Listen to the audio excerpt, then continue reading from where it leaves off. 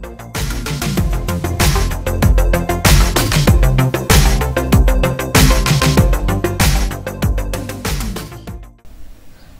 আলাইকুম, আমি নীল ফাগুন আপনাদেরকে জানাচ্ছি স্বাগতম।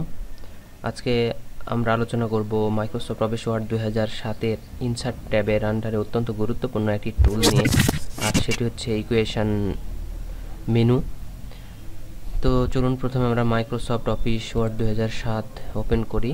এখান থেকে ইনসার্ট ট্যাবে গেলাম, যাওয়ার পরে এখানে দেখবেন সিম্বল বলে যে লেখাটা আছে, এখান থেকে এই ইকুয়েশন মেনু আর কি এটা। তো ইকুয়েশন আর সিম্বল দুটো রয়েছে। আমি ইকুয়েশন মেনু নিয়ে আজকে আলোচনা করব, দেখি যতদূর পারি। এটি আসলে এখানে বোঝার অনেক কিছু আছে। ইকুয়েশন ইনসার্ট মেনুর ভিতরে এটা রয়েছে। ইকুয়েশন বুঝতে পারছেন, বিভিন্ন ধরনের ম্যাথ এখানে লিখতে পারবেন। অনেকে ম্যাথ ওয়ার্ডে টাইপ করার প্রয়োজন হলে ড্রয়িং টুল ব্যবহার করে বা অন্য সফটওয়্যার অনেক সময় ব্যবহার করে থাকে, কিন্তু আপনারা খুব সহজেই এই ইকুয়েশন অপশন ব্যবহার করে কিন্তু জটিল জটিল সব অঙ্ক কম্পোজ করতে পারবেন, যেমন mathematics, calculus, limit, function, algebra, equation and আরও অনেক কিছু। ইকুয়েশন দিয়ে কাজ করা অনেক সহজ, কিন্তু তার আগে আপনাকে একটা কাজ করতে হবে, আর সেটা হলো এর অপশানের ভিতর কোনো অঙ্ক বা সিম্বলগুলো আছে তা আপনাদের আগে দেখে নিতে হবে। প্রথমে অঙ্কে আপনাদের খেয়াল করতে হবে অঙ্কটা কীরকম, তারপরে সেরকমভাবে এখান থেকে সিম্বল সিলেক্ট করে আপনারা এখান থেকে টাইপ করার মাধ্যমে এটা আপনারা পাবেন। তো আমি যদি এখানে প্রথম ইকুয়েশনে সিলেক্ট করি, তাহলে দেখুন এরকম একটা আমার ইন্টারফেস আসলো।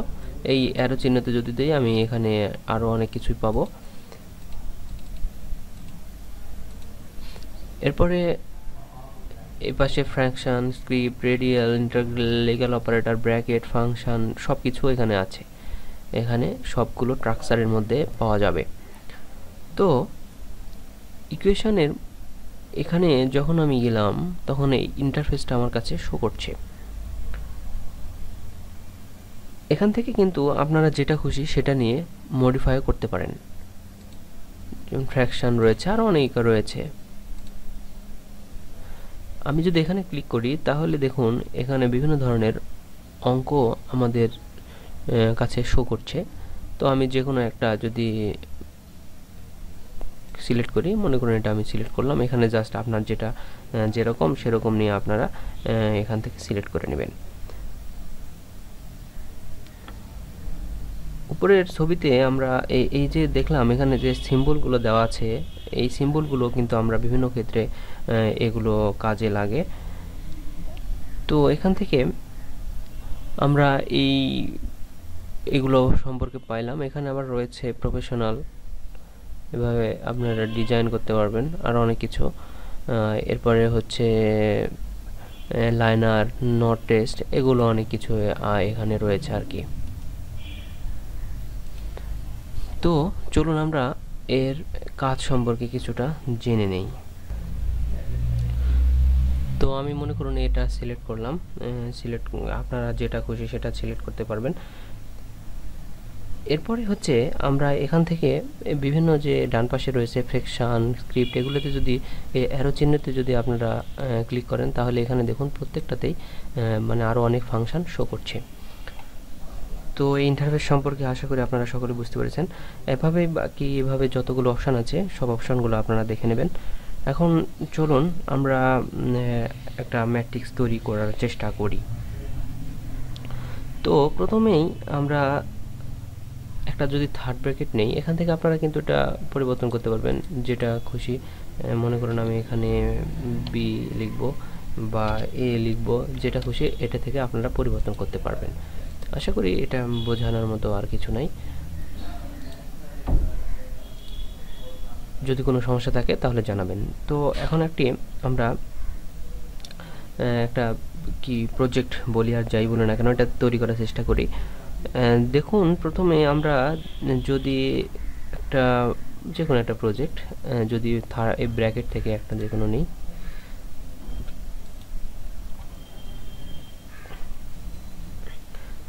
প্রথমে আমাদের যে কাজটা করতে হবে সেটা হচ্ছে এই ব্র্যাকেটে যদি ক্লিক করলাম, ক্লিক করার পরে এখান থেকে আমাদের যে কোনো এই প্রথমের এটা নিতে হবে। এমন ম্যাট্রিক্স থেকে 3x3 ম্যাট্রিক্সের উপর আমরা ক্লিক করব, মানে আমি কোন ধরনের চাচ্ছি, আমি এই 3টা করে এরকম একটা ঘর চাচ্ছি, আমি এরকম চাচ্ছি।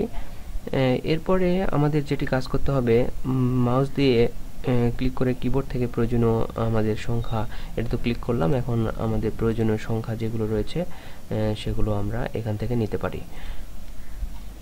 তো প্রথমেই 1 2 2 3 1 2 3 3 2 1 এটা আমরা এখন কেটে দিলাম। হ্যাঁ, দেখুন আমাদের একটা সুন্দর তৈরি হয়ে গেছে। তো এইভাবে আপনাদের যেরকম প্রয়োজন আপনি সেরকম তৈরি করতে পারবেন। এছাড়াও আপনারা এই ক্যালকুলাস থেকে ক্যালকুলাস লিমিট ফাংশন যেটা সেটা করতে পারবেন। এখান থেকে ক্যালকুলাস লিমিট ফাংশন যেটা রয়েছে সেটা করতে পারবেন। তো প্রথমেই আমাদের ফাংশন তৈরি করার জন্য আমাদের যে কাজটি করতে হবে সেটি হচ্ছে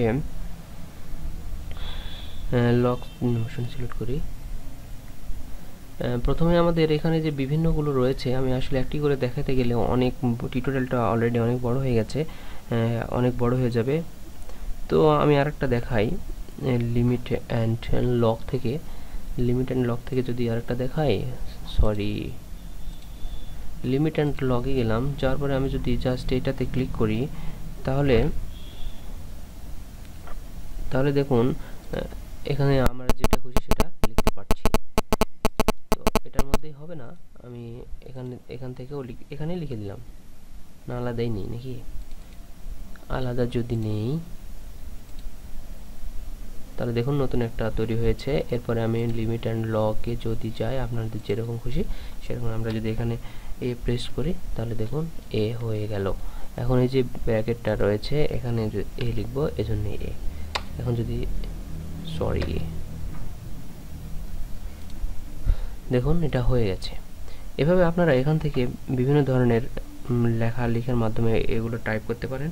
এটা খুবই সোজা, আর যারা সাধারণত এই ম্যাথের এগুলো টাইপ করতে চান তারা এই কাজগুলো করতে পারবেন তাদের প্রয়োজন মোতাবেক।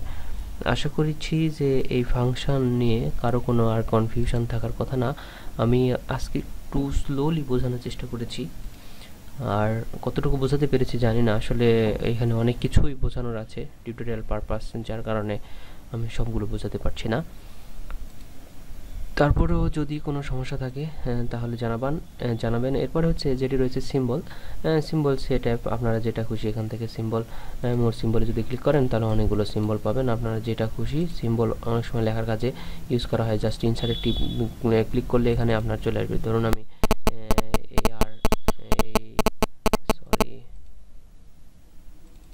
মনে করুন এখানে আমি নেব সিতে ক্লিক করলাম, ইনসার্ট করলাম, দেখুন এখানে আমাদের চলে এসেছে। তো এগুলো প্রথমে আমি কেটে দিলাম, আর লিখে মনে করুন সি নিব, ইনসার্ট করলাম, দেখুন এখানে সুন্দরভাবে চলে এসেছে এটা। তো এইভাবে আপনারা নিতে পারবেন, এটা খুবই সোজা। আশা করি সকলে বুঝতে পেরেছেন। আর যদি কোনো সমস্যা থাকে তাহলে অবশ্যই জানাবেন আমাদের কমেন্ট বক্সে। আর এখানে একটি বিষয়, সেটি হচ্ছে আপনারা এখান থেকে কিন্তু এই ইনসার্টের এই ট্যাবটাও থেকেও আপনারা কিন্তু অনেক কিছু ক্রিয়েট করতে পারবেন। তো সকলে বুঝতে পেরেছেন এই আশা করছি। আমার চ্যানেলে সাবস্ক্রাইব করুন, ভিডিও ভালো লাগলে লাইক দিন, কমেন্ট করে জানান। আর অবশ্যই আপনারা এখানে অনেকগুলো রয়েছে, যেমন ফাংশন, স্ক্রিপ্ট, রেডিয়াল, ইন্টিগ্রাল, সবগুলো আপনারা দেখবেন। যদি কোনো সমস্যা থাকে তাহলে দেখবেন। দেখুন একটা মোস্ট ইম্পর্টেন্ট ফাংশন কি এর আন্ডারে, এখান থেকে সাইন এ, সাইন বি, কস এ, কস বি, এগুলো সাধারণত এখানে জাস্ট ক্লিক করবেন, কস এ হয়ে গেল, এরকম। সকলে ভালো থাকুন, সুস্থ থাকুন। আর পরবর্তী আমি এটা নিয়ে যে আরেকটা টিউটোরিয়াল তৈরি করব সেটা হচ্ছে মোস্ট ইম্পর্ট্যান্ট, আর সেটা হচ্ছে কিভাবে এই আপনারা বলেছিলাম যে লোগো তৈরি করা যায়, কিভাবে লোগো তৈরি করা যায় মাইক্রোসফট অফিস ওয়ার্ড দিয়েই, সেটা আমি দেখাবো কিভাবে একটি প্রফেশনাল লোগো তৈরি করা যায়। সকলে ভালো থাকুন, আল্লাহ হাফিজ।